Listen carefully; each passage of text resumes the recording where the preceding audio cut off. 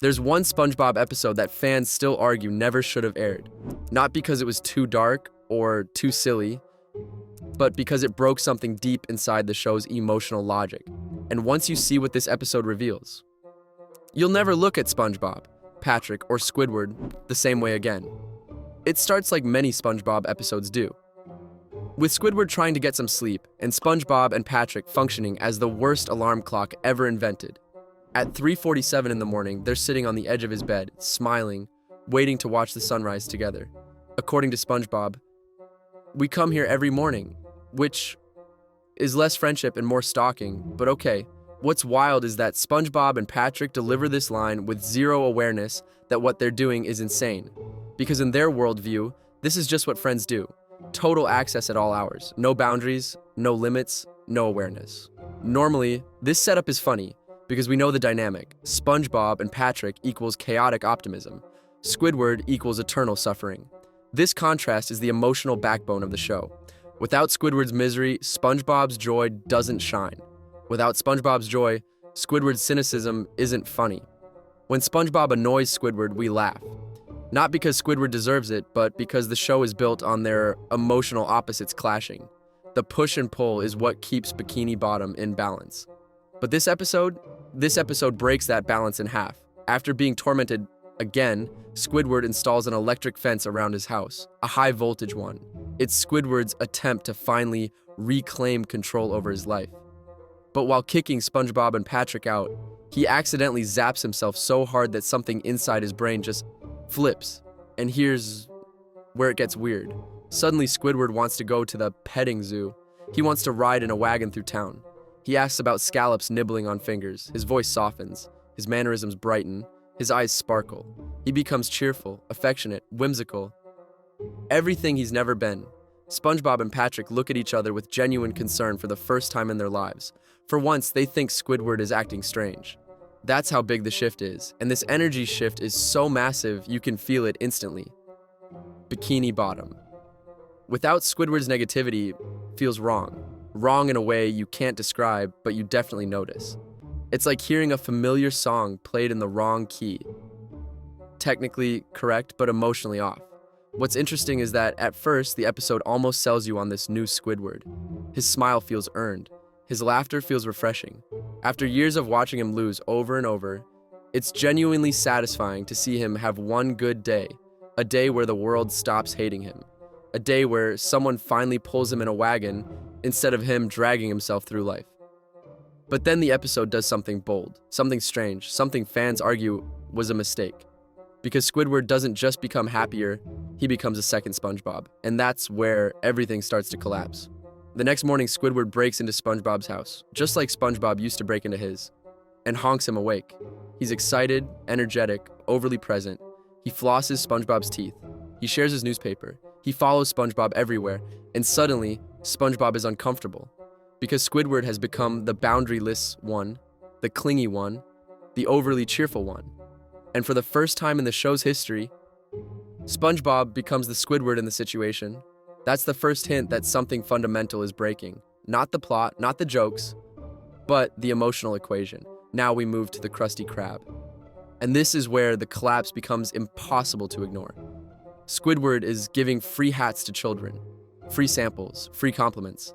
He asks customers how their day is going over and over again, like some kind of customer service NPC stuck on a friendliness loop. There's no sarcasm, no complaints, no tension. He approaches customers with the exact enthusiasm SpongeBob usually has, but multiplied by 10. Even Mr. Krabs is horrified, not because Squidward is acting strange, but because he's giving things away for free. To Mr. Krabs, that's the unacceptable behavior. But the real danger? There's no negativity left, no sarcasm, no friction, no contrast. SpongeBob plus cheerful Squidward equals too much sunshine. And without that emotional contrast, nothing feels right. Scenes feel too smooth, too pleasant, too unnatural for the world we know. And then the episode pulls the biggest twist yet. Squidward becomes a better SpongeBob than SpongeBob. He serves customers better. He decorates patties better. He works faster. He smiles more authentically. He interacts with customers in a way that feels genuinely charming, not cartoonishly exaggerated. Mr. Krabs literally says, He might be as good a fry cook as you. This is the moment that breaks SpongeBob. Not loudly, not dramatically, but quietly. In a way the show rarely explores. You see it in his eyes. You hear it in his voice. He realizes that Squidward has taken his role, not as fry cook, but as the heart of the emotional triangle.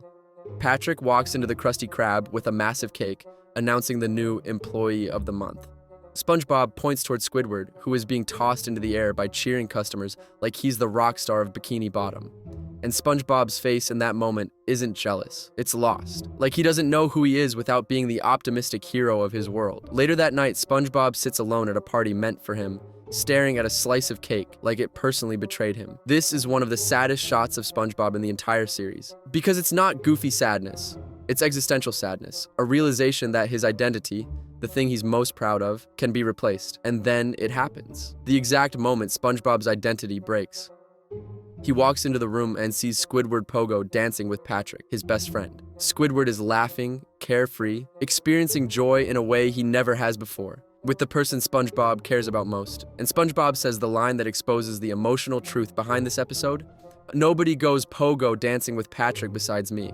This isn't jealousy, it's fear. Fear of being replaced, fear that the people he loves might not need him anymore. Fear that his purpose, the thing he brings to his world, has been taken from him. This is the emotional core of the episode.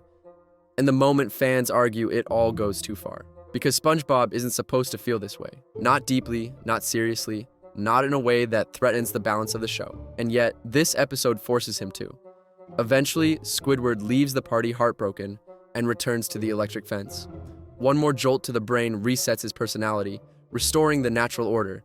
Except, there's a twist. SpongeBob and Patrick get zapped too. And when the smoke clears, all three of them are grumpy and miserable.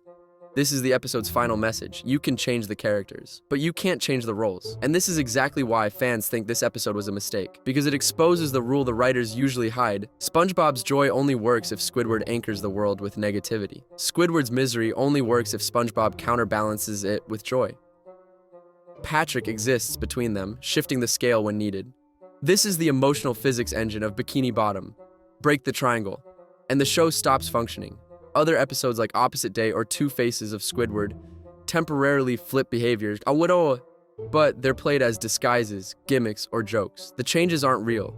The characters always come back to center, but in the breath of fresh Squidward, the change is real, and that's why it feels wrong. Because Squidward's happiness comes at the cost of what makes him relatable. Because SpongeBob's insecurity comes at the cost of what makes him lovable. Because Patrick's role becomes unclear, unanchored, drifting. Because no one grows, no one learns, and nothing is rewarded. It resets because it has to reset. The show can't continue otherwise. This episode accidentally reveals the emotional skeleton of SpongeBob SquarePants, the hidden system that keeps the characters in orbit. Squidward must suffer. SpongeBob must shine. Patrick must float between them.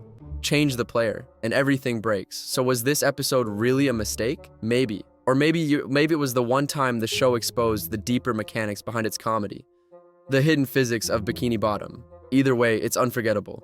And now, if you rewatch SpongeBob, you'll notice the balance everywhere. In every joke, every argument, every sunrise at 3:47 a.m., you'll see the rule, and you'll understand why breaking it even once felt so wrong.